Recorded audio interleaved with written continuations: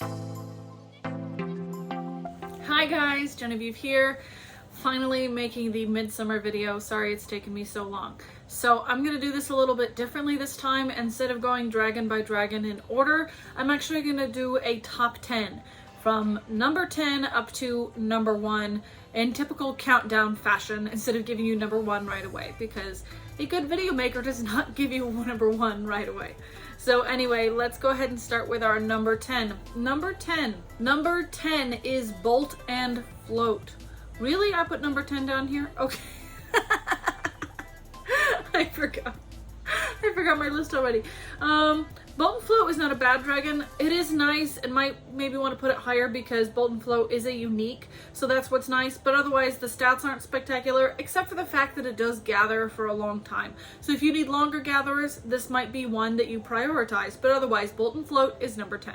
Number 9 is Sunchaser. Sunchaser, although Sunchaser is not very good at fish, Sunchaser is better at wood than Bolton Float, which puts Sunchaser at 9 rather than 10, and Sunchaser does gather for a little bit longer, but compared to the other dragons that are being offered, Sunchaser is otherwise not very stellar, which places Sunchaser at number 9. Number 8 is our premium Infernier. It's a little bit shocking because it is the premium, but when you look at the stats and compare it to the other dragons, these stats aren't amazing as the other dragons. Now again, this is a long gathering time, so if that's a priority to you, that might be a reason to bump this one up. And also if you're collecting premiums, this is a good reason to prioritize Infernier as a premium.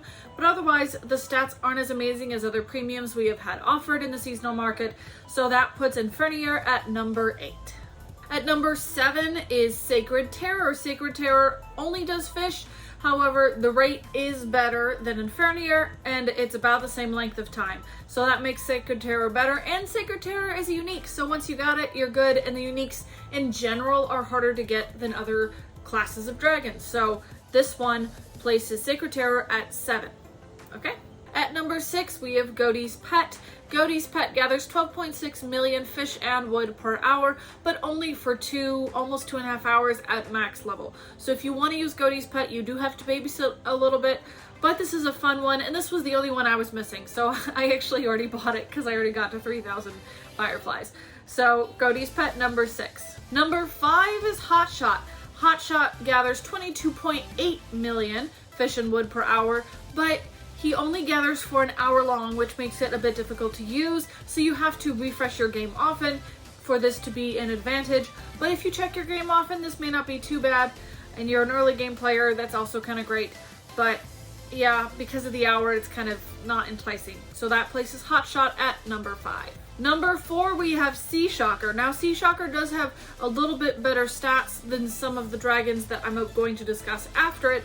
However, it's lower because it is a rare, so for upper level players, there's no reason to use your fireflies on Cshocker when you can search for Cshocker and you can get them in rare packs and other things. So this is not a priority for upper level players, but if you're a beginner player, the rare dragons are usually very affordable. This one is 2,600 fireflies, so very doable, and 20 million fish is awesome, and Cshocker trains quickly. So that's why I put Cshocker at number 4. At number 3, we have Dewdrop. Now Dewdrop only collects 12 million as compared to Cshocker's fish rate, but Dewdrop is an exclusive, so you're less likely to have it, and it gathers for 13 hours, so that is pretty great. And that gathering time puts it above the other dragons that have about the same gathering rate, but not as long.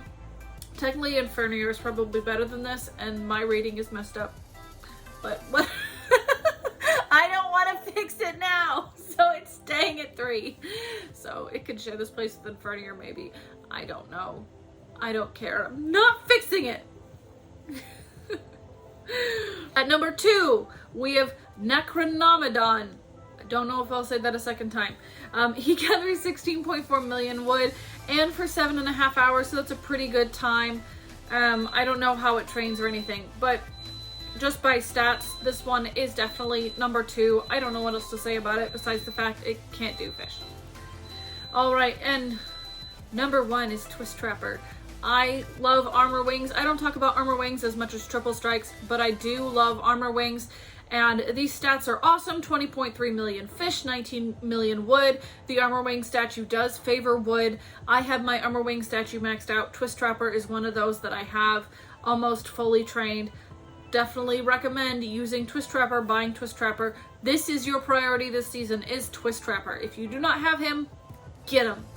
Absolutely get him. I highly recommend it. And don't buy it for real money like I did. Anyway, so Twisttrapper is your number one. I'm not going to comment on decorations because they're pretty obvious, except for the fact that I think the dragon sand, I think that one's new, and that's pretty cute. I already bought one.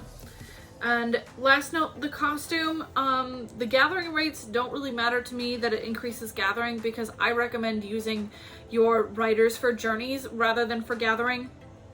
So the rate increase doesn't really matter to me, but it decreases journey time by 15%. I forget what the other costumes do. This might be a nice one to get for completion's sake, to have all the costumes, but this one is also often offered regularly as a sale item that you can get it like half off, or 25% off just by playing regularly. So to me, this isn't a priority, and the other dragons are more important. This is not an essential costume to me.